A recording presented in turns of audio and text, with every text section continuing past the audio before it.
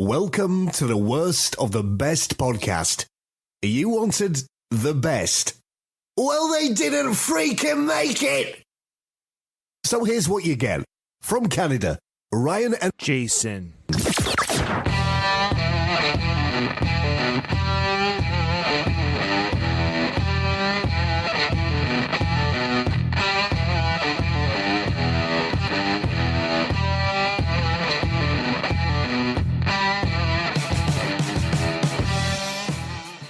Welcome to another episode of the Worst of the Best podcast. I'm Ryan, and of course with me is my brother Jason. Jason, how you doing today? Doing good. Happy to talk with you this week. Yeah, we did a big episode last week, celebrity deaths. It was not a slog to get through, but it's rough to go through and talk about all these dead people, dead celebrities. It was fun. It turned out well, but I think this episode is a little bit lighter, a little bit more fun, kind of back to our regular programming, so to speak, with fun, light, interesting, odd, different lists and topics. But before we get into it, Jason, we got an email regarding our nice. celebrity death.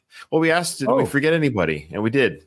You know, one person we did forget, I would have put on the list, but I can't believe I forgot this actress, Raquel Welch. Oh, yeah. Yeah. You know, the screen bombshell, they call her. Yeah. Yeah. The poster in Shawshank Cell, the Shawshank Redemption in the cell there. Yeah, gorgeous actress, of course, in her day. Yeah, and that's a name I know and didn't have to Google to know who she is. And I don't know how I missed it. I remember seeing it, too, throughout the year. And then even when I compiled the list together, it's like, anyway, so my apologies to Raquel Welch and her family. She would have made the list, but she definitely would not have been the worst pick regardless. But rest in peace to Raquel. But this is from Doug Greenberg. He's a big fan of our show. He listens to every episode, which is great. Thanks, Doug, for your support. And he goes, Ryan and Jay, no notable deaths in November. How dare you? He says. So he starts off strong, comes off strong on us. We apologize, Doug. He says, on November 30th, we lost the great Shane McGowan. He'll go on to explain who it is. And so this is probably why he didn't make our list, Doug, because, of course, this is what we were asking people, like, if had you been on the show, who would you put on the list? Because it's all personal, right? Who is a celebrity to you might not be a celebrity to me. He said, on November 30th, we lost the great Shane McGowan. Now, I know Shane McGowan is not a household name in the giant pool of famous musicians, but he was an enormous loss for the music as a whole. He was the founder and lead singer of the Irish folk punk band, The Pogues. Over to the band. Yeah. Mm-hmm. Yep. And is, in my humble opinion, in the discussion of one of the greatest songwriters of all time. Irish born and raised in London, his songs tell tales of hanging out in the London ghetto, missing his Ireland home, and the European immigrants searching for a better life in America. Most of the Pogues' music didn't hit the mainstream here in the States because of the traditional Irish folk style, but it should have. Their song Fairy Tale of New York is my favorite Christmas song ever. Great job as always. I love your show, and I hope to guest host again one day. Doug, yeah, he's been on a couple of episodes back in the day, so Doug, we'd love to have you on for sure. We haven't done a 3-time guest host with Jason as a third person, have we? We should get Doug on or anyone else who would like to join us. We would love that. So if you're listening to the show and you think you have the podcasting chops to join us, and more specifically, if there's a topic you'd like to bring to the table, we would love to have you on. And I think Doug is such a person. So Doug, if you truly would like to come on the show and guest host with my brother and myself, we would love to have you on, but you need to come with a topic, come with a list, come with an idea, shoot me an email. All right. Anyone else do the same? The email is in the show notes. So we'd love to hear from you guys, and we appreciate the support. And Ryan, let's be honest. Don't have the standards set so high. We do not have any podcasting chops. No, so if you don't trust me, you can. If I can do this, anybody can do this. Oh, Jay, don't sell yourself short. You're great. You're great. We're great together. You're my brother. It doesn't matter. We're hanging out. That's why we do this. If anyone happens to listen to our hangout session, that's fine with me. Okay. Jay, what's your experience with Basementsts? Basementsts, that's the place where you would play with your toys, get out of your parents' hair, maybe do some, that's your place where you exercise. You have that kids' room where they can watch their movies and listen to their music without interference of parents. I mean, that's my recollection of Basementsts for the most part. Yeah, for kids, that was what we used it for. I remember I had my weight set down there as a teenager. Definitely our little movie room. That's where the laundry facilities usually are. Remember when we had that flood in the basement? Do you remember that flood? Oh, yeah, I do actually, yes. You know how I discovered that flood? I did the paper route as a kid, right? And I came home and I just walked down the stairs to the basement to get whatever. And I stepped into the water. Like I stepped into I was like, what? I think I was the discoverer of the flood. Okay. Oh boy, what a mess. Well, we survived it. It's odd to have your basement flood. It was like ankle deep. It was quite a bit of water, and it was the drain systems that backed up. Yeah. And some of the stuff, our belongings got damaged. I think some of Dad's records got damaged, if I remember correctly. Oof, it's too bad. Water is insidious.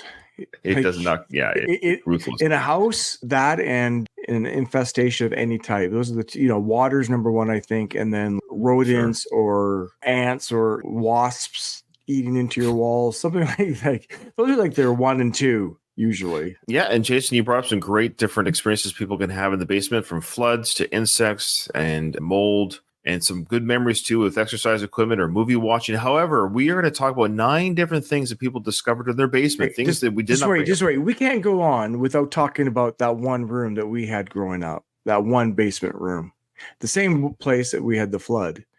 Remember that room that was wall to wall, plastered in rock and roll, from Circus Magazine, Rip Magazine, Hit Parader Magazine, and all our favorite rockers and metal bands. Awesome. It was awesome. And that's we covered every square inch. Every square inch was covered with our favorite bands, and favorite rock stars. I wish we took a photo. Every magazine.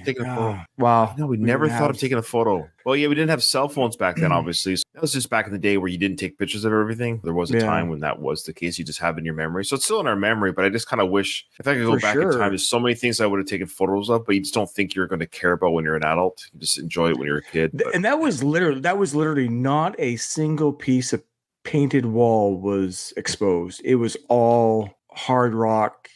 Yeah, I love it. I love it. It was posters and magazine cutouts combined. Yeah. Thanks to our parents for letting us do that, for letting us be teenagers and having our rock and roll idols on the walls. So they let us have our own little boys' room down there, a little boys' cave. We weren't quite men yet, so it wasn't a man cave. It was a boys' cave. Okay. Yeah, fun little place, actually, that place there. Okay. But Jason and I and our brothers, we did not discover any of the things that these people discovered in their homes. We're going to go through 9 different things that people discovered.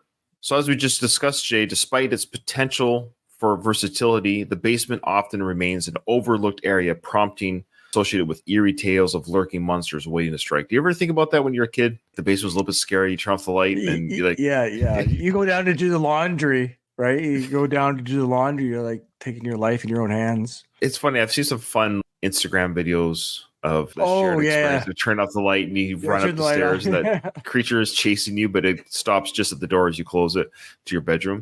It's funny how we all have that shared experience. Yes, it's funny because we all can relate. Why is that then? Why do we all have that? Is something in our evolution or DNA about the darkness and being chased? Maybe it's weird that we can watch those videos and everyone in the comments, and I love those comments where I guess we all have, none of us have unique experiences. We all have the same shared experience to a certain degree in life. Yeah, that's true. The reality of most basements is far less dramatic. They are often mundane spaces, occasionally doubling as spiders' nests. However, hidden among the dull, some basements hold intriguing secrets left behind by previous occupants or other glimpses into times long gone. So Jason and I are going to explore 9 remarkable discoveries made by people in their basements.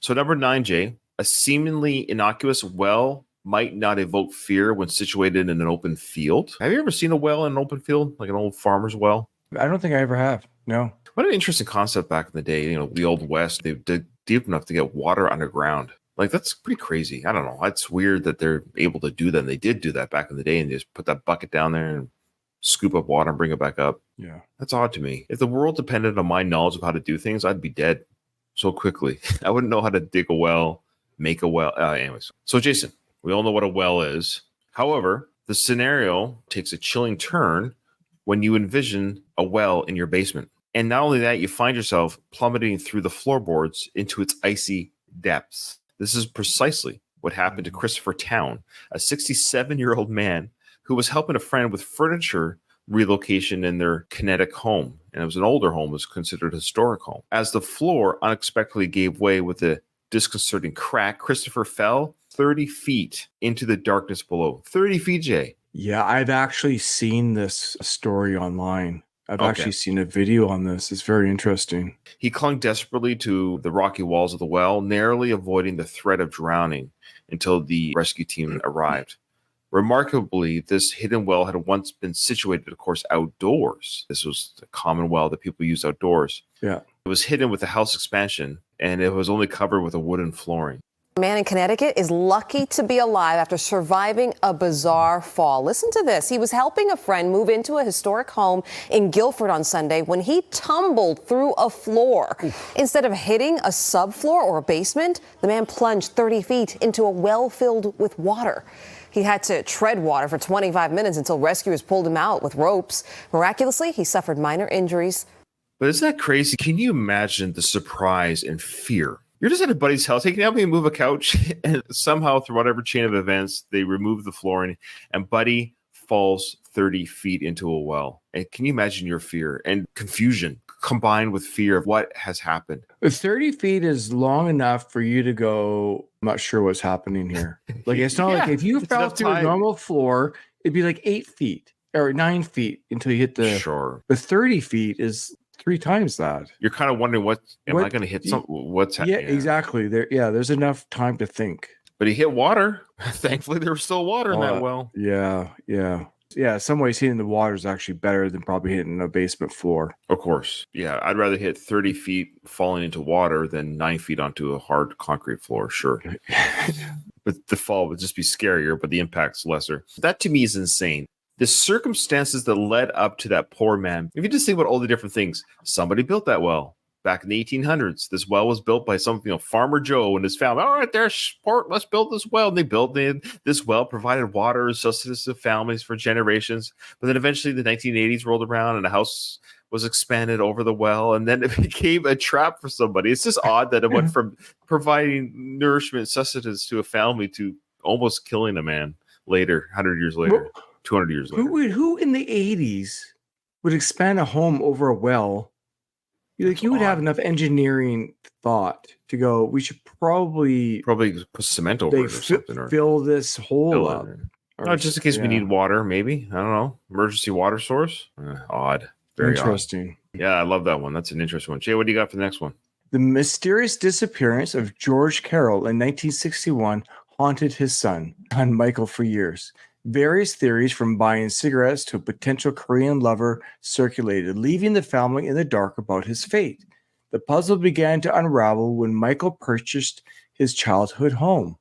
Driven by the need to uncover the truth, Michael explored unconventional avenues, consulting psychics and utilizing ground-penetrating radar. Eventually, the police were called in, and decades after George vanished, his skeletal remains were discovered in the Long Island basement. What added a sinister layer to this story was the revelation that George's skull exhibited signs of a blunt force trauma. With Michael's mother passing away in 1998, the completed narrative behind George Carroll's burial beneath the house may forever remain shrouded in mystery. Oh boy. Their father disappeared nearly 60 years ago. And while the medical examiner still has to identify the bones, the family in Lake Grove say they believe they've been living with his remains all of these years. Long Island reporter Kristen Thorne spoke with the family and is there tonight with more for us. Kristen? Diana and Sade, George Carroll went missing in 1961, leaving behind his wife and 4 children, all under the age of 10. The kids were always told that their father went out to, quote, do something and just never came home, and they were told growing up to never ask about what really happened to their father. When their mother died in the 1990s, they became curious about what happened to their father, even consulting psychics and interviewing people who used to live in this neighborhood. Some of us believe that we were, abandoned at one point, that this could mean something else, and that, he was always here.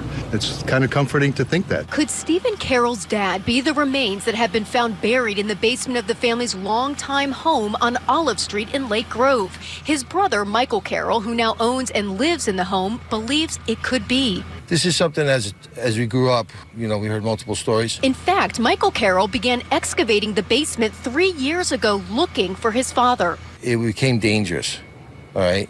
And where I was digging was actually going to destroy the house. Carroll put the project on hold until recently when he hired someone who used ground-penetrating radar and pointed them to a possible spot in the basement. Carroll's 2 older sons have been digging for months, and then Tuesday night they found bones buried about 6 feet down, surrounded by cement walls. Probably going to be my dad. Probably. I don't know that right now. If it is, all I can tell you is it's the happiest day of my life because I've always felt that he deserved better. After all this time and the suspicions and, looking and trying to locate him after nearly 60 years, that the family can now, rest assured that we can give him a proper memorial and burial. The Suffolk County Medical Examiner took the remains and is testing the DNA to determine if the remains are indeed that of George Carroll. And if it is your father, you have no idea who may have done this? I do. Mike Carroll didn't want to expand upon that, only saying that the last person who probably knew what really happened to his father died about 3 months ago. Mike Carroll says a missing persons report was never filed for his father. He says his father was an Army veteran in the Korean War, and if the remains do turn out to be his father, they will have him buried at Calverton National Cemetery. What are your thoughts? What do you think happened there, Jay? The mom killed him. The mom's boyfriend or something to that effect. So the mother said, don't ask questions. What a weird thing to say to your kids. Don't ask questions about what happened to your dad. Never ask about it again. Whether the mom did it or had help, yes, the mother knew about it. They talked about how they've talked to other witnesses and stories, and there's been rumor, things have circulated through the years in the neighborhood. The mother died in 1998, but the son there said that the last person who knew what happened died 3 months ago from that interview. So somebody else knew besides the mom. When was that interview? That was recently, 2021 or something, because they talked about it being 60 years or something. He was gone at 61. So he's a young father. Poor guy in his 20s. Gets killed. Okay, the only reason I think it might be the mother, it was buried in the house. Yep. If it was somebody else, you would think they would move the body. Right, get it out of the house. Get it out of the house. The fact that it was dragged into the basement, some of these basements are gravelly basements, so they're not floors and finishes, more of a crawl space. Yeah. Ooh. But she had help. She probably had help to bury the body because the other person died just a few months ago from the interview. Whoever helped her knew about it too. What's the old saying? Friend helps you move. A best friend helps you move bodies. Is that the saying? There is a saying. There's a saying. Well, no, a friend helps you move, but your best friend or whatever helps you move bodies. Yeah. I don't know. If you called me and said, Ryan, I need your help to move a body, you'd have to think about it. You're my brother. Okay, something must have happened. Yeah, implicating you into something. That's the whole idea is bringing somebody into this where it's kind of like blood over law, right? You're helping your loved one or close friend to, for all we know, the husband could have been abusive. What I feel bad about is, or happy for the children, the sons, is that either if he was abusive or not, that they weren't abandoned. That's right. That to me is the silver lining in finding the body. They were 10 and younger, so there's a kid who's at least 10 years old. So even the 10-year-old would have known some sort of memory of abuse. The fact that the sons there all seem to be on board with the fact that their dad, they really wanted to find him, sounds like there wasn't stories of abuse, or else the kids would have been like, well, I guess you had to come into him or something to that effect. There was no indication. The sons seemed like they were really desperate to find him and put that to rest. If anything, it sounds like the mother was abusive. The reason I say that is the dad's gone and she told everybody not to talk about it. And then she doesn't file missing person report or anything. Interesting. Wow, that's a fun one. They're not all this fun, so I feel bad. That was probably the most blood whistle. It's downhill from here. It is downhill from here. Yeah, unfortunately, people might stop listening. All right, the next one this is an interesting one, though. This was actually a little bit sad. During a routine repair call in Lansing, Illinois, a technician had an unexpected encounter that went far beyond fixing faulty appliances. While exploring the basement, typically a domain of spiders and the occasional mouse, the repairman stumbled upon a chilling sight: a 6-foot, 200-pound alligator confined in a large cage. Astonishingly, this reptile had been imprisoned in the basement, Jason, for 26 years. No. Yes. Subsisting on a diet of raw chicken. The homeowner, Charles Price, now faced charges for the misdemeanor of unlawful possession of an endangered species, despite his claim of providing excellent care for the ancient creature. The rescue marked the end of a decades-long captivity. Now, I do have a video. It is a video of the alligator itself and a little bit of text to music. So I'll mute the music and read some of the text. But if you're watching this on our YouTube channel, you get to see this poor guy. This alligator was finally freed after it was kept illegally. That's a picture of it there. In a private basement for 25 years. Look at that. It's a beautiful creature. Here's the pictures here of the alligator being brought out of captivity. The owner did not, of course, possess an exotic pet permit. They're putting this carrier here, and it was taken to a sanctuary in South Carolina, where it now is being taken care of, and it's being shipped off to South Carolina. So there it is, the rescue of the alligator from the home. 26 years, and it literally looked like it was just a box. Yeah. What would be the purpose of having that large animals? Like, I don't, and then feeding it chicken forever? What a weird So thankfully thing. it got freed, and it can spend the rest of its life free, proper care. I don't think they can put it in the wild now. That it'd have to be in a sanctuary. No. It can't survive in the wild. I think they live quite a long time. Yes. Yeah, 60 to 80 years. Okay, so it's still got another 30 to 50 years of life and freedom. So there you go. You go get him, alligator. You go get him. All right. So that was found in the basement, an alligator. Somebody else discovered it, of course. The other person knew about it, the captor. But all right, Jay, you got the next one. Upon moving into their off-campus residence on 13th Avenue in Ohio, the housemates initially believed they shared the space with 10 individuals on the first floor, 2 of whom were female. However, subtle oddities, open drawers, recently used microwave, and mysterious sounds aroused suspicion that there might be more to their living situation. The revelation occurred when Brett, one of the roommates, ventured into the basement to reset a tripped circuit breaker. To his surprise, he encountered a man who identified himself as Jeremy, but remained evasive when questioned. Alarmed, the roommate conducted a thorough search of the house, but their efforts were thwarted by a locked basement door. Faced with the unsettling discovery, the landlord and law enforcement were called to intervene. Upon breaking open the basement door, they found a cache of personal items such as photos, a television, clothing. The duration of Jeremy's clandestine residence with them remained unclear.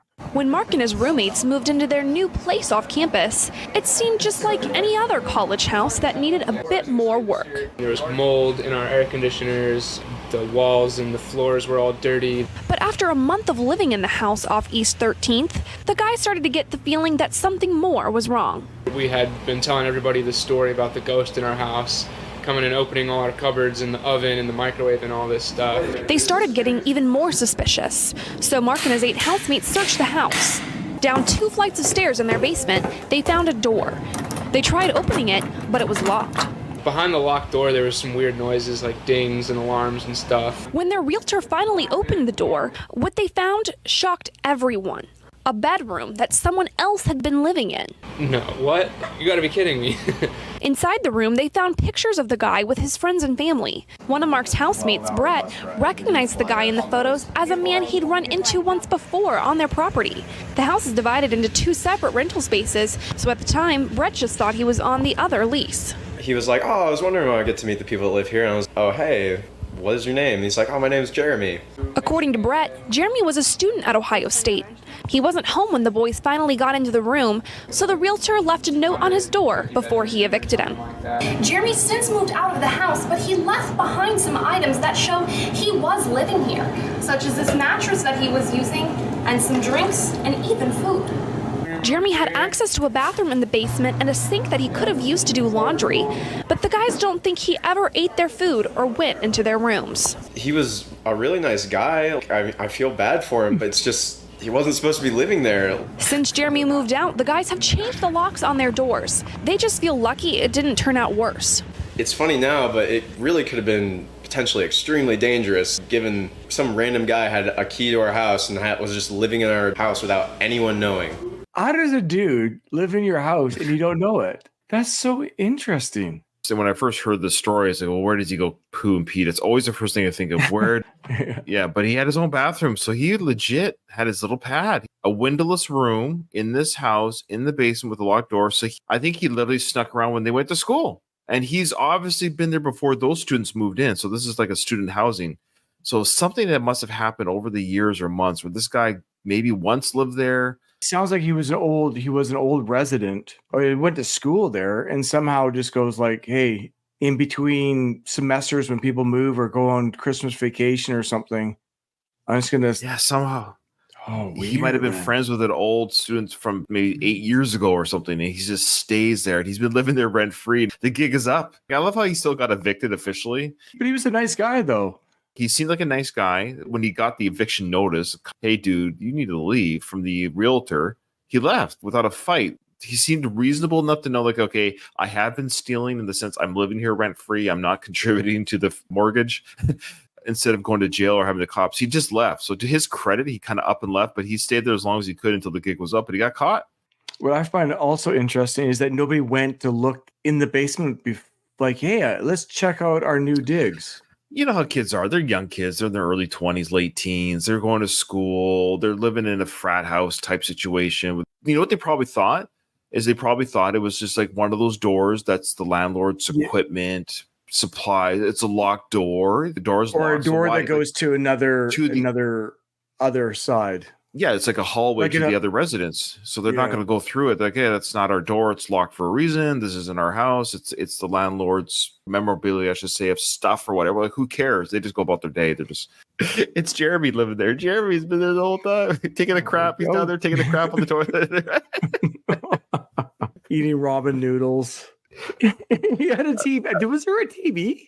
Apparently, he had pictures of his family and friends there too. Like, he has little residence in it. This was his home. Bless his heart. This was his. The guys even felt bad. I like the one kid.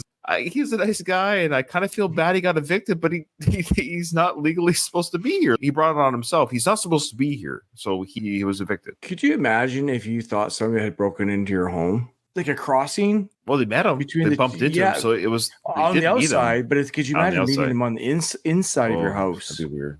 Yeah. Hey, dude, what's up? All right, maybe we did have a fun one still. That was a good one. That was a fun one. That was a good laugh. Poor Jeremy. I wonder if he saw this news story. Like, where is he?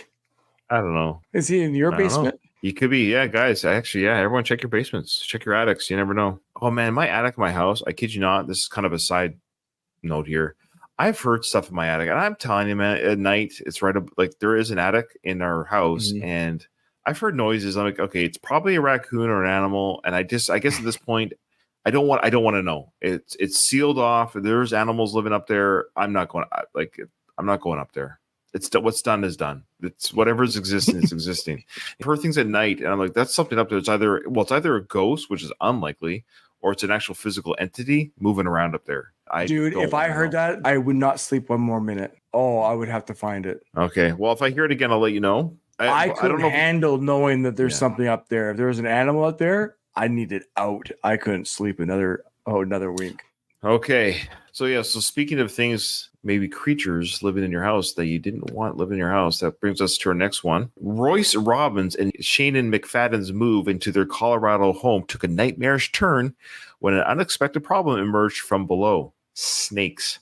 What initially seemed like an isolated issue soon escalated as the weather warmed. It's transitioning from spring to summer, and snakes began making appearances through the floorboards. The situation reached a distressing peak when the couple discovered a snake nest under their deck, with hundreds of slithering and hissing reptiles infiltrating their property. It's actually very pretty here. A home on the plains seemed perfect. Elizabeth is great. No red flags from the blue house on Rushmore Street. No, nothing at all. Everything seemed on the up and up. Everything looked fine. Shannon McFadden and her husband moved in. First came a sleepy winter. Hundreds of photos. And then a creepy spring. I've got the ones with the heads popping up between the slats of the deck. 1, 2, 3, 4, 5, 6, 7, 8 garter snakes.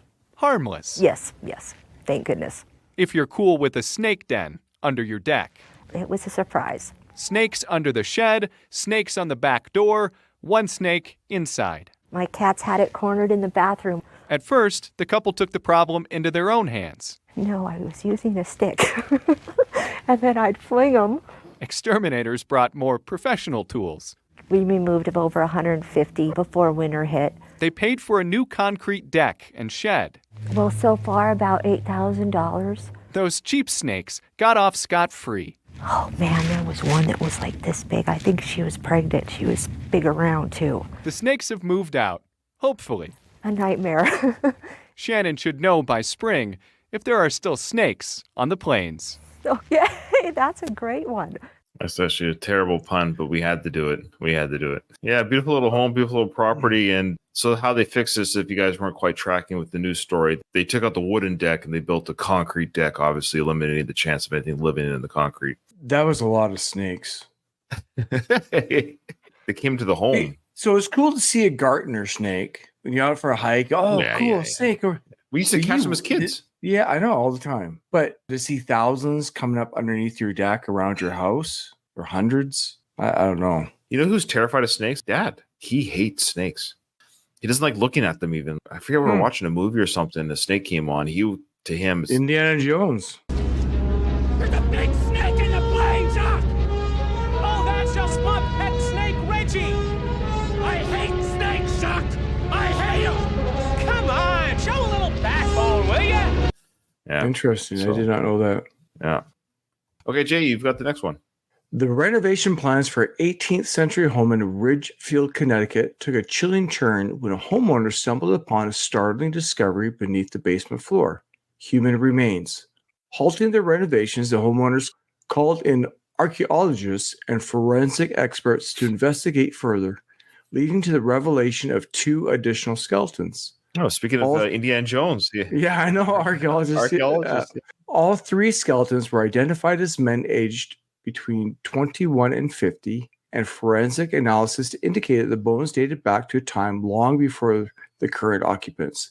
The house, built in 1970, stands on the historic site of the Battle of Ridgefield, which occurred in 1777. It was concluded that these men likely met their untimely end around the same period, marking the first ever discovery of Revolutionary War era soldiers in Connecticut. That is fascinating. 1777. Yeah. So those bones Wow. were, what's my math here? 250 years old.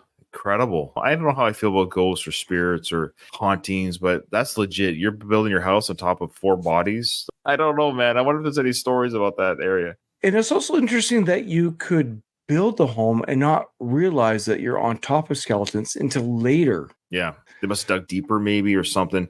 But yeah, so I did do some research on this. There was a YouTube video on it, but it was way too lengthy to clip into the show. It was a guy who lives there in Ridgefield and talking about the find. But apparently the bodies were laid out as such that they didn't die there and they were left there. They were buried, and they were buried together in a parallel. Sad, these 4 men had died fighting in this war, and they were buried side by side by side. It could have been a father and son. The ages were 20 to 50, right? So who knows? There could have been connections there, or a captain and a young soldier. Who knows? But the idea that, yeah, these 4 bodies were laid next to each other in a grave. It's I know, not to get all existential here, but it's just interesting how at this time when these soldiers were alive in the 1700s, this war was so important. What they were fighting for was so important. All the same, they lost their life. Then all the same, everyone that fought in that war, it's all irrelevant. Like, it's just weird how now everyone who fought in that war, whether they survived the war or not, are dead anyways because of time. The world does not care. Time does not care about your cause. Everyone who thinks they have a cause today, whether it's a political party, some sort of medical code, or whatever it might be, we're all dead regardless. Like, it's just funny how the things we seem that are so important, the things we fight for and scream at another person for, and all the Karens of the world and all this stuff, at the end of the day, we're all going to be these 1700 soldiers buried in some yard and have a house built on us. It's odd. I find the whole timeline of existence odd. I've had similar thoughts, Ryan. Yeah. Yeah, I do. I don't know what to make of it all sometimes. Of course, at the end of the day, yes, you just do the best you can with the information you have, with the life you have. I understand all that stuff, folks. I get it. I try to be a good husband, a good father, all that good stuff. I know. But at the end of the day, no matter what we do and all the things we struggle for, we're going to be a soldier buried under a house one day. Okay. The next one, another war theme, actually, but a little bit later war. While, Jay, as you probably know, owning Nazi memorabilia is widely disapproved, some individuals harbor, however, a fascination for the macabre and the controversial. From flags and hip flasks to army-issued Luger pistols, hiding these items can be as simple as tucking them away among your other belongings. But what about a tank? That's right, you heard me, Jay. A tank. An investigation of Heikendorf, Northern Germany, into a senior citizen's possessions revealed an astonishing find: a World War II Panther tank concealed in his basement. Wow. Driven by a collector's passion, he had blatantly violated regulations concerning the storage of weapons. As a consequence, he does face a hefty fine of 250,000 euros. Interestingly, the man's legal team argued that a museum in the United States had expressed interest in purchasing the tank, contending that it might represent the most appropriate utilization for such a historic military vehicle. In July 2015, the world was stunned when the German police took possession of a strange collection of wartime relics in the basement of a house in Heikendorf near Kiel on the Baltic coast. There was an 88mm flak gun, a torpedo, and a large collection of firearms, perhaps most interestingly, a Panther tank, all in excellent condition. While searching the man's house, the police discovered his other collection in the basement and moved to seize the vehicles and weapons. The problem was, everyone locally knew about the Panther tank. How the collector had managed to acquire such a rare vehicle was not a mystery. He had personally resurrected it from the scrap pile over 40 years earlier. The Heikendorf Panther ended up in a scrapyard in Britain after being discarded by the army. In the early 1970s, the German millionaire bought the Panther when the scrapyard was being cleared and had it shipped to Germany. By the late 1970s, the Panther was back in running order and was apparently often seen being driven around Heikendorf. Also, the owner was in possession of a note from the local government issued in 2005 that stated that the Panther had been demilitarized, that is, the main gun could not fire live ammunition. But in July 2015, the Panther, other vehicles and weapons were all seized by the authorities. The Panther was sent to the German Army training area at Putlos for storage, where it remains today. In January 2017, the owner was brought to court on violations of the War Weapons Control Act and weapons standards. For now, the ultimate fate of the Heikendorf Panther has yet to be settled. To get a tank into your basement, I was thinking the whole time, how big is this dude's house? He's a millionaire, according to the so news when report. they said millionaire, and when he bought it, seemed legit when he bought it. It seemed okay at the time. So I'm not sure if the rules changed on him or what. Probably to a degree, because it sounds like he had it up and running in the 70s. So he's probably an older gentleman at this point, obviously. He bought it as a younger guy, bought some stuff. It probably back then the rules were a little bit light or a little bit not looked into so much. So he was able to purchase his tank, get it refurbished. He even drove it around, put it in storage, and he was looking to sell it to the States. But all the same, despite that, it's still against the law in Germany. You know, they take it very seriously there, obviously, at this point regarding any Nazi Sure, stuff. yeah, the Nazi aspect of it, of course. But that being said, do you remember when we were kids? I think this would have been the early 80s. For a short time, we had early HBO. I don't know if you remember that. We had early HBO, which was huge back then. They had this cable TV that showed movies without commercials. One of the early movies that was on all the time, of course, this is the early days of HBO, so things repeated all the time. It's like every 5 movies a day almost, it seemed like. Well, one movie that was on all the time that I always watched over and over again was the classic James Garner film, Tank. Do you remember that movie, Tank? No. I don't think I ever saw it, but I think I had a vague memory of the movie poster or something. It starred James Garner. All I can remember from it as a kid was just, let me show you the trailer, Jay. This might bring back some memories of the film. Jay, as a kid, for whatever reason, I was fascinated by this film, but there's no reason why anyone should enjoy this film. But as a kid, 8-9-year-old Ryan, for whatever reason, I watched this film on HBO all the time. All I can remember from the film today as a 48-year-old is James Garner's character would drive this tank. He drove it through town. It was just like so out of place to have this army tank in an American town kind of causing destruction. Sergeant Major Zach Carey was not your everyday commuter. You're the only one in the U.S. Army who owns his own fully operational Sherman tank, for one thing. Are you kidding me? I thought everybody had one of these. The Army was his career. What sort of father is your dad? Cross between George Patton and Danny Thomas. Your division sergeant major is all alone in the battalion field. But peace was his profession.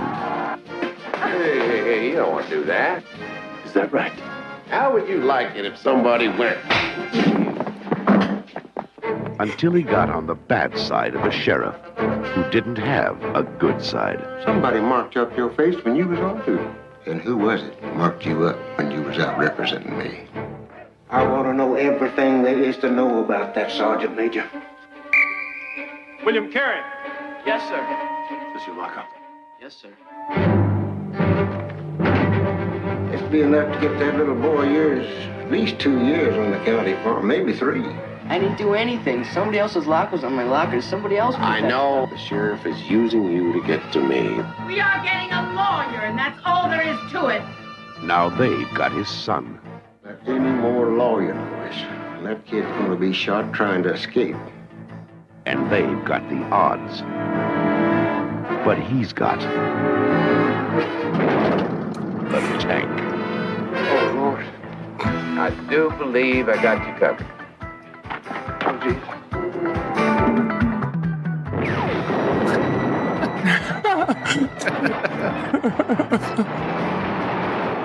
Can I go with you? I can't stay here no more. Jump on. Light out, Billy. I'm coming to get you. You're crazy. You're gonna get us all killed. Come out of that tank! Come out or I'll burn you out! Wow. What has to be the most Yep. unusual prison break in recent history, Sergeant Major Zach Carey broke his son William out of the Clemens County Correctional Facility using a World War II Sherman tank. The sergeant and his crew are rapidly becoming folk heroes. We're not running away from the law. We're running to the law, Bill. We're gonna win. They're gonna lose, General. See that cracker try and stop a tank. Zach Carey won't tread lightly on the men who took his son. Tank.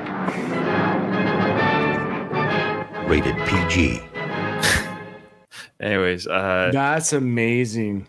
Can you see why, as a kid, I would have enjoyed that film? So I love this trailer. What I love about this trailer, for those who, I guess we're going to show the whole thing. The idea, basically, his son gets arrested by a corrupt police force. He breaks his son out of jail with the tank. He shoots up things in the town and stuff. Even though the cops are corrupt, you still can't destroy property and cause damage, run over police cars. I love how he breaks his son out of jail because he's wrongfully imprisoned. I bet you he got away with it too.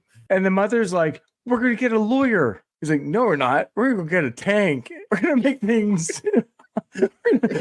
we're gonna make things 1,000 times worse than they already are. I love the How is this a 80s solution? I also love the trailer. Basically showed the whole movie. And they become folk heroes. The town's like cheering for them. And I like this the sound of the tank. Pew! it's like a rocket coming out of the tank, but the sound is pew. That might be one worth watching again. I love that. All right. So as a kid, Jay, I saw that movie more times than Star Wars by the age of 10. I don't know why I watched that. And nothing against James Garner, but he does not look convincing in this role. There's like, you're not Stallone. I know. I'm not This is convinced 1984. This is 84. So this is James Garner's First Blood type performance. Yeah.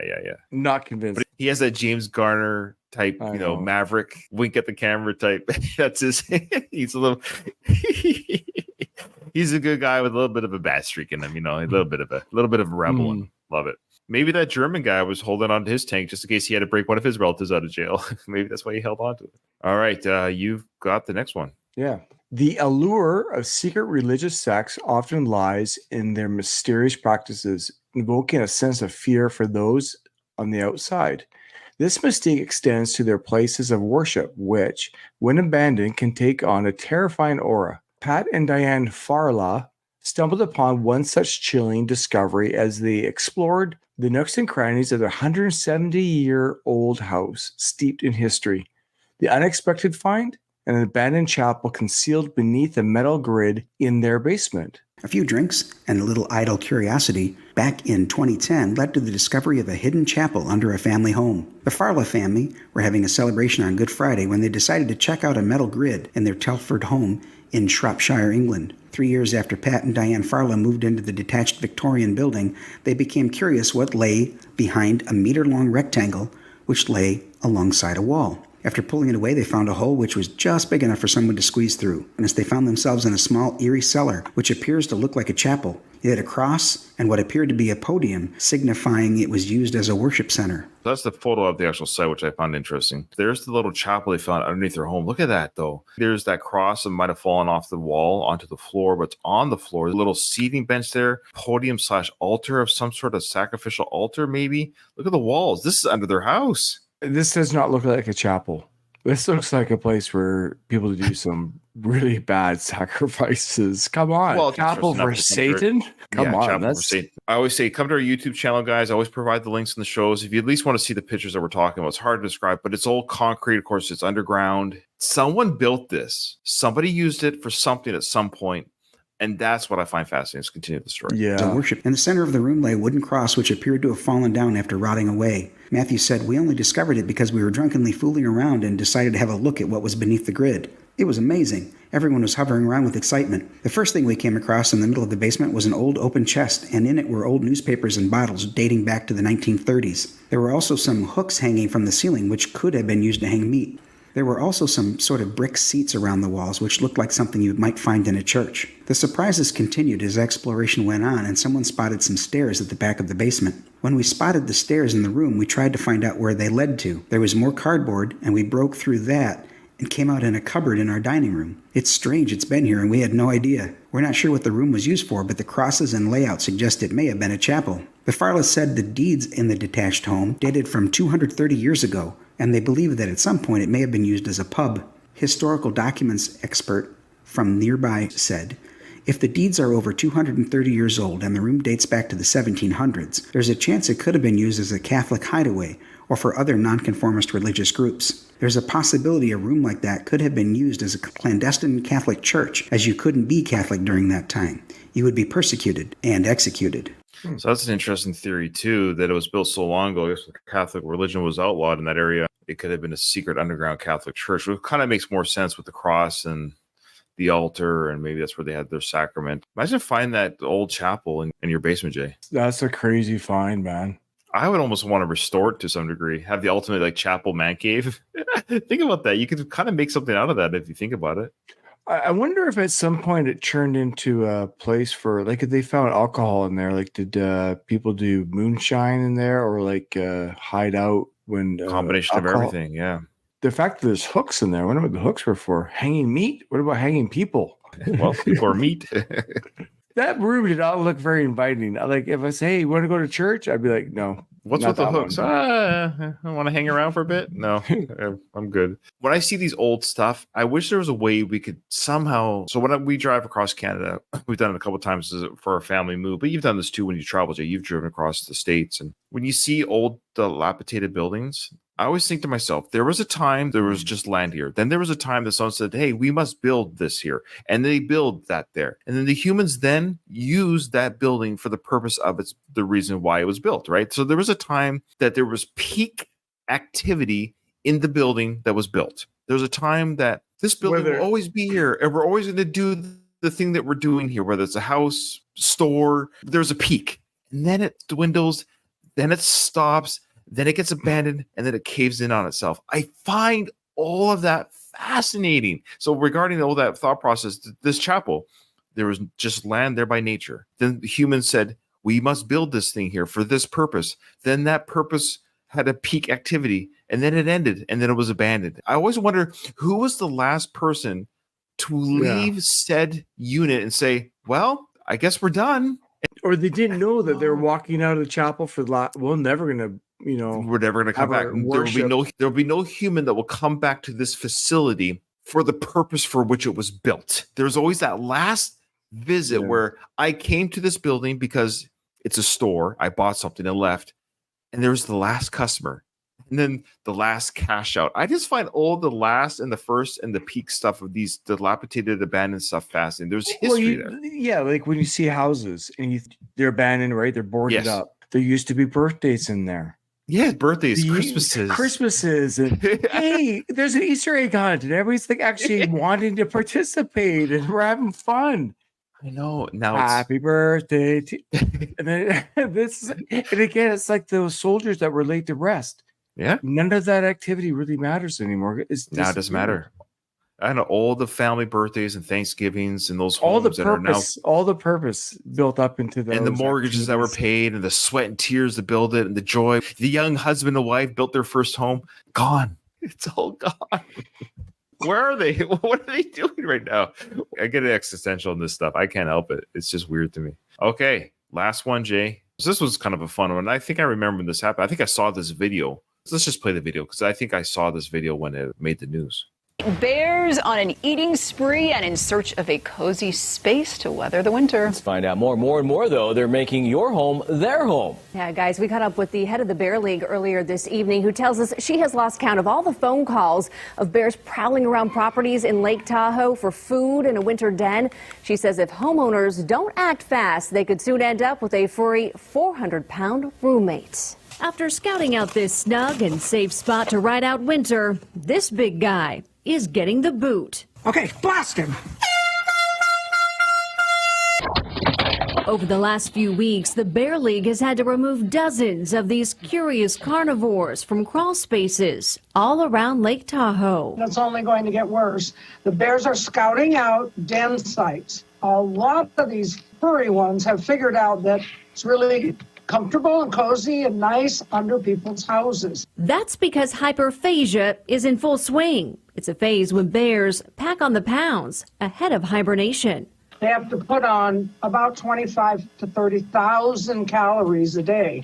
And it's much easier to get that out of somebody's refrigerator than to go pick a single berry at a time. They've learned to take advantage of our presence. But in that quest for calories and vacancy signs, the executive director of the Bear League says the massive mammals can make a big old mess. They crawl in, they rearrange it a little bit. Sometimes they knock a few pipes down, take the insulation off of the ductwork. The Bear League encourages homeowners to secure crawl spaces, lock cars and windows, clear bird feeders, and make sure trash is properly stored so you don't inadvertently make your house an open invitation for a bear's winter nap. Last winter, the Bear League moved nearly 100 bears from homes in the Tahoe and Truckee areas. It's always better, of course, to leave it to the experts than take your chances with a wild animal. That one bear crawling out of the guy's crawl space there. That thing was huge. Scary. I'm surprised they stood that close filming this thing coming out. I'd be backed up a little bit. Well, they were experts too. They were ready with the blast horn, so they've done this before. They come out and they blast them. Boom, boom, boom. That was weird. Blast them. As they wait for him to shoot, I think it's going to shoot him. It's like, blast them. The bear's already walking away. They might get curious and turn around. They have to. Yeah. But so you find a bear in your basement. That would be weird. This whole time you've gone to bed every night, unbeknownst to you, you had a bear living beneath you when you're walking around the kitchen, doing your chores. There's a bear in your basement. Where I used to live, it's fairly wilderness, and a lady down a block or two away, she had a den of a bear den in the back of her property. She didn't know, and she startled it, and she got mauled actually. Oh wow! See, there you go. Leave it to the experts. Leave it to the Bear League. Call the Bear League. She surprised it, and she didn't realize it had made a home there over the winter. Oh wow! So it is a real thing. Not in her home, but on her property, and she didn't realize it, and got startled, and she got mauled. She survived. I don't think it was life-altering injuries, but nonetheless terrifying. Oh man! All right, so there you go, folks. There is our 9 things that people have discovered in their basement, Jason. So these are 9 things. You have to discover 8 of them. What is one that you could do without? Of these 9 that you would not want to personally find in your basement? I'm going to have to say the alligator. I feel bad about that story. I mean, all the other ones are kind of just happenstances and stuff. Or I guess like your dad, finding your dad crushed skull. I had forgotten about that one. I suppose your dad. Yeah, I'm going to have to go with that too. Because if we were the sons, that would be, that's the most heartbreaking story. I feel bad for the alligator, but it has a good life. No, I kind of forgot about the dad. It has another 50 or 60 years ahead of itself, so the alligator will be fine. But yeah, discovering your dad in your house, that's pretty, I think it's the worst one. Yeah, for sure. All right.